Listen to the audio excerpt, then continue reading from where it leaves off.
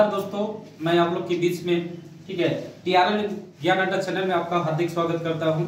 मैं आप लोग के बीच में एक जो संसद के प्रमुख समिति है उनका कुछ वीडियो लेके आया हूं। कुछ दोस्तों का काफी कमेंट रहा है संसद के बारे में कुछ बताना है, इसके लिए मैं एक छोटा सा वीडियो लेके आया हूँ। मैं अशोक कुमार रजक जो टीआरएल ज्ञान अड्डा चैनल में आपका हार्दिक स्वागत करता हूँ। तो ज्यादा बातें न करके मैं सीधा टॉपिक पर आता हूँ। सबसे पहले हम लोग देखेंगे से प्राक्कलन समिति। ठीक है, प्राक्कलन समिति में टोटल सदस्य जो होता है वो कितना सदस्य होता है? तो 30 सदस्य होता है। कितना सदस्य होता है? तो 30 को जो सदस्य होता है वो केवल लोकसभा का होता है। ठीक है, केवल लोकसभा का होता है। तो कहने का मतलब प्राक्कलन समिति में टोटल 30 को सदस्य होता है और केवल लोकसभा का होता है। उसका तो अध्यक्ष होता है। ठीक है, प्राक्कलन समिति का जो चेयरमैन होता है, अध्यक्ष होता है, वो कौन होता है?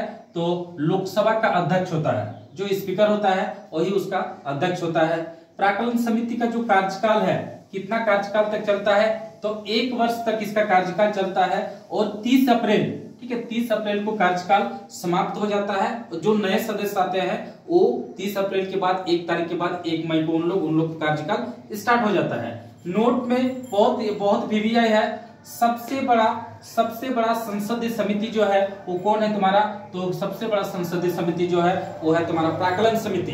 ठीक है, और प्राक्कलन समिति में बोलेंगे सदस्य के को होता है? तो 30 को सदस्य होता है। अध्यक्ष कौन हो जाएगा?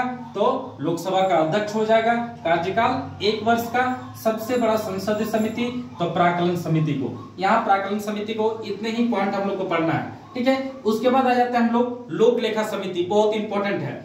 लोक लेखा समिति जो है टोटल सदस्य जो होता है 22 को सदस्य होता है। कितना सदस्य होता है? 22 को सदस्य होता है, जिसमें से लोकसभा का तुम्हारा 15 सदस्य होता है। ठीक है, और राज्यसभा का तुम्हारा 7 को सदस्य होता है। अगर कुल दोनों सदस्य को मिला दे तो 22 को सदस्य हो जाता है। ठीक है, क्वेश्चन कभी कभी दोनों से टर्न कर जाता है। टोटल कभी पूछ देता है से सदस्य टोटल कितना होता है? तो 22 सदस्य होता है। कभी कभी ये भी पूछ देता है 22 सदस्य में लोकसभा का सदस्य कितना होता है? तो 15 को होता है। और राज्यसभा का कितना हो जाएगा तुम्हारा? तो 7 को। तो टोटल कितना हो जाएगा? 22 को सदस्य होता है। यहां से एकदम गांठ बांध लेना है। ये 2 क्वेश्चन जो है तुम्हारा बहुत इंपॉर्टेंट है। सबसे पहले क्या है? प्राक्कलन समिति का जुड़वा बहन किसे कहा जाता है? तो प्राक्कलन समिति का जुड़वा बहन जो है लोक लेखा समिति को कहा जाता है। देखिए, क्वेश्चन पकड़ने का ट्रिक कैसा है? ये प्राक्कलन समिति है, तो प्राक्कलन समिति के बारे में अगर बोल रहा है तो आंसर हमको देना है लोक लेखा समिति। तो इसीलिए प्राक्कलन समिति का जुड़वा बहन किसे कहा जाता है? तो लोक लेखा समिति को कहा जाता है। इसे लघु लोकसभा भी कहा जाता है। कहने का मतलब क्या है? से लोक लेखा समिति को क्या कहा जाता है? तो लघु लोकसभा भी कहा जाता है।